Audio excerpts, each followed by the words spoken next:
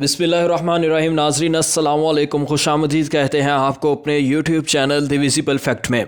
नाज़रीन, उम्मीद करते हैं कि आप सब लोग जो है वो बखैर व आफ़ियत होंगे और अपनी अपनी ज़िंदगी में खुशियों के मज़े ले रहे होंगे। ख़ास तौर पर अब जो सर्दी बढ़ गई है और जो लोग तो शुमाली इलाका जात की तरफ गए हुए हैं उन लोगों के लिए तो ख़ास तौर पर मज़ा जो है वो दुबाला हो चुका है। तो ऐसे ही आपके मज़े में जो है वो हम कुछ सियासी तड़का लगाने के लिए हाज़िर हुए हैं। तो जनाब, आज हमारे पास जो है वो इंतहाई अहम ख़बरें हैं, ख़ास तौर पर यूट्यूबर्स के हवाले से। जी हाँ जनाब, यूट्यूबर्स के हवाले से एक बहुत अहम और एक बुरी ख़बर है, और वो ये है कि हुकूमत ने यूट्यूबर्स पर पाबंदी लगा दी है।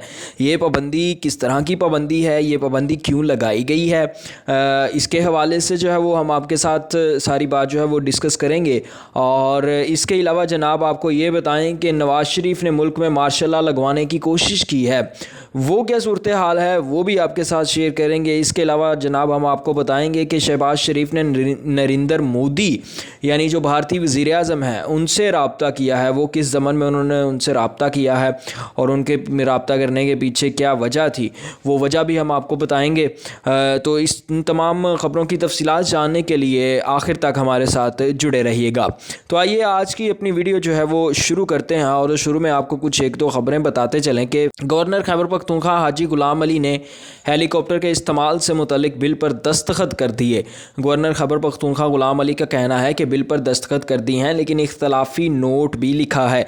इख्तलाफी नोट लिखा है कि ये फ़ाइनेंस बिल नहीं है। हाजी गुलाम अली ने लिखा कि जो लोग इससे मुतासिर हो रहे हैं वो अदालत जाएंगे तभी सही फ़ैसला आएगा।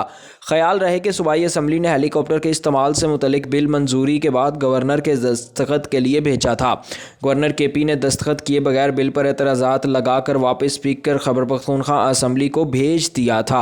स्पीकर ने गवर्नर को उनके इख्तियारात के हवाले से बिल पर अपना नोट लिखकर वापस भेजा था, जिसमें कहा गया था कि सूबाई असम्बली से मंजूर बिल के तहत 2008 से हेलीकॉप्टर के इस्तेमाल को कानूनी तहफ़्फ़ुज़ दिया गया है। कल भी आपको इसी से मुतल्लिक एक ख़बर बताई थी, लेकिन बात फिर वही है कि एक सूबा जहां पर सूरत हाल इतनी गंभीर हो चुकी है कि वहां पर दहशतगर्दों की कार्रवाइयाँ जो हैं वो तेज़ी से जारी हैं। रोज़ दर्जनों ऐसे वाक़यात हो रहे हैं, लेकिन वहां के सूबे की जो बड़ी बड़ी सियासी पोस्ट हैं यानी गवर्नर साहब हैं और वज़ीर आला, इन दोनों को आपस में जो है वो हेलीकॉप्टर खेलना है। इनके हेलीकॉप्टर खेलने के चक्कर में जो है वो आवाम के लिए जो अमन आमा की सूरत हाल है वो मुकम्मल तौर पर तबाह हो चुकी है। अब खैबर पख्तूनख्वा के आप लोग जानते हैं कि शुमाली इलाका जात किस कदर खूबसूरत हैं, ख़ास तौर पर सवात वाली साइड, लेकिन अब सवात वाली साइड में फिर दहशतगर्दी उमड़ आई है, तो अब लोग वहाँ पे नहीं जाएंगे। यानी इससे सियाहत को भी नुकसान होगा। जो आम पाकिस्तानी हैं उनको, उनके लिए एक जो फ़रागत का वक्त होता है, एक एंजॉयमेंट का जो वक्त होता है, उसको भी जो है वो नुकसान होगा। तो यहाँ पे जो हमारे सियासी जो लोग बैठे हुए हैं या सियासी हुक्मरान बैठे हुए हैं उनको इस चीज़ की कोई फ़िक्र नहीं है। तो जनाब दूसरी ख़बर ये है कि वज़ीर आज़म की ज़ेर सदारत जो है वो कौमी सलामती कमेटी का इजलास जो है वो शुरू हो चुका है। कौमी सलामती के इजलास में जो है वो army chief general Asim Munir जो हैं वो भी शामिल हैं, और इसके अलावा जो है वो दीगर वज़रा और दीगर लोग जो हैं वो शामिल हैं। एजेंडा बताया जा रहा है कि एजेंडा है जी मुल्क में मुआशी सूरत हाल जो है वो बहुत ज़्यादा बिगड़ रही है, तो उस बिगड़ती हुई सूरत हाल को कंट्रोल करने के लिए जो है वो इजलास बुलाया गया। ख़ास तौर पर जो दहशतगर्दी बढ़ गई है उसको भी कंट्रोल करने के लिए। तो जहाँ पे मुआशी सूरत हाल का जिक्र आ रहा है तो वहाँ पे हम आपको ये बताते चलें कि मुल्क में ज़र मुबादला के ज़खायर जो हैं जनाब वो 5 करोड़ 80 लाख डॉलर की सतह पर आ चुके हैं। और ये जो अदाद-ओ-शुमार मैं आपके साथ शेयर कर रहा हूँ ये 8 साल की कम तरीन सतह है। यानी इतने 8 साल में हमारे जो ज़र मुबादला के ज़खायर हैं वो इस कदर कम नहीं हुए जितने अब हो चुके हैं। तो इससे आप अंदाज़ा लगा सकते हैं कि मुल्क की माशी सूरत हाल जो है वो किस कदर ख़राब हो चुकी है, किस तरफ जा रही है। मुल्क में डॉलर्स जो हैं वो नहीं मिल रहे, ब्लैक में मिल रहे हैं। और मैं इसी खबर में पढ़ रहा था कि डॉलर जो है वो कम से कम 260 से 270 रुपये का मिल रहा है। आप लोग जानते हैं कि सारी हमारी तिजारत जो है बैरून मुल्क वो डॉलर से होती है, यानी बैरून मुल्क जितने भी कार्गोज़ आएंगे, जितने भी शिप्स आएंगे, उनको पेमेंट जो है वो डॉलर्स में करनी होगी। और जब आपके मुल्क में डॉलर ही नहीं होगा, आपका मुल्क जो है वो डॉलर से खाली होगा, तो फिर आप किस तरह उनको पेमेंट जो है वो कर सकते हैं। तो इससे ये है कि फिर मुल्क में जो है वो अशिया ज़रूरिया की किल्लत पैदा हो जाएगी और मुल्क जो है वो मज़ीद ख़राबी की तरफ जो है वो जाना शुरू हो जाएगा। जी तो जनाब, अगली ख़बर जो है वो शहबाज शरीफ का नरेंद्र मोदी से रब्ता जो है वो किस तरह हुआ है वो बताते हैं। उन्होंने शहबाज शरीफ साहब ने ट्वीट किया है। उन्होंने कहा है कि there is no greater loss than losing one's mother.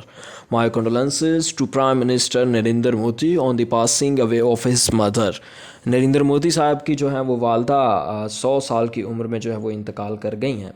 तो शहबाज शरीफ साहब ने जो है वो उनसे ताज़ियत की है, उनसे इजहार अफसोस किया है उनकी वालदा के इंतकाल पर। इस तरह जो है वो शहबाज शरीफ और नरेंद्र मोदी का जो है वो आपस में एक दूसरे से रब्ता हुआ है। हम आपको ये भी बताएं कि नवाज़ शरीफ के जो रवाबत है नवाज़ शरीफ फैमिली के नरेंद्र मोदी के साथ, वो काफ़ी गहरे हैं और इसमें कोई शक शुबे वाली बात नहीं है।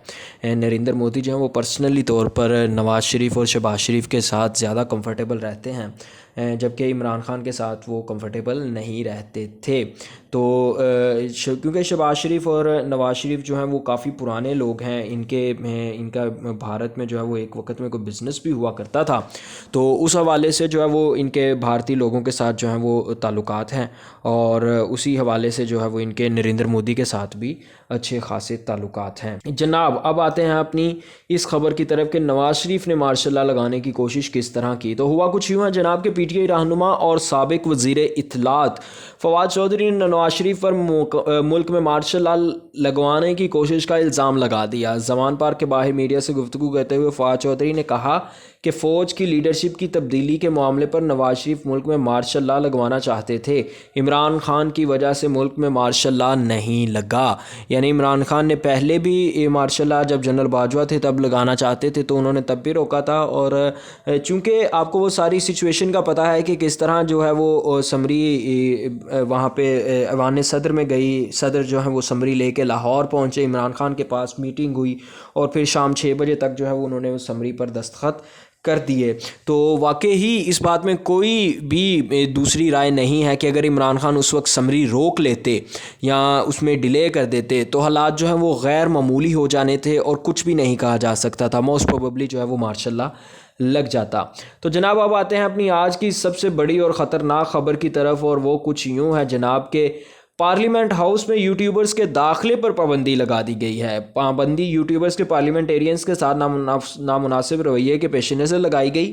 सेनेटर रुबीना खालिद ने शिकायत की थी कि बाज़ यूट्यूबर्स ने पार्लियामेंट हाउस के गेट पर उनसे सवालात किए और मर्ज़ी के जवाब ना मिलने पर उन्होंने खातून सेनेटर के साथ गैर मुनासिब रवैया इख्तियार किया, जिस पर पार्लियामेंट सेक्रेटेरिएट ने मामला पार्लिमानी रिपोर्टर्स एसोसिएशन को रेफ़र किया। पीआरए ने असम्बली सेक्रेटेरिएट को आगाह किया कि जो लोग पीआरए के मेंबर्स नहीं उन पर तंजीमी डिसिप्लिन लागू नहीं कर सकते। पीआरए ने इस मामले में किसी कार्रवाई से गुरेज किया, जिस पर पार्लियामेंट सेक्रेटेरिएट की तरफ से कार्रवाई की गई। जुमेरात को भी पीटीआई के वफ्द के साथ दर्जनों यूट्यूबर्स पासिस के बगैर पार्लियामेंट हाउस में स्पीकर चैम्बर पहुंच गए थे। इलावा chairman public accounts committee Noor Alam Khan ने भी प्रिंट और इलेक्ट्रॉनिक मीडिया के बगैर यूट्यूबर्स को पीएसी इजलास में आने से रोक दिया है।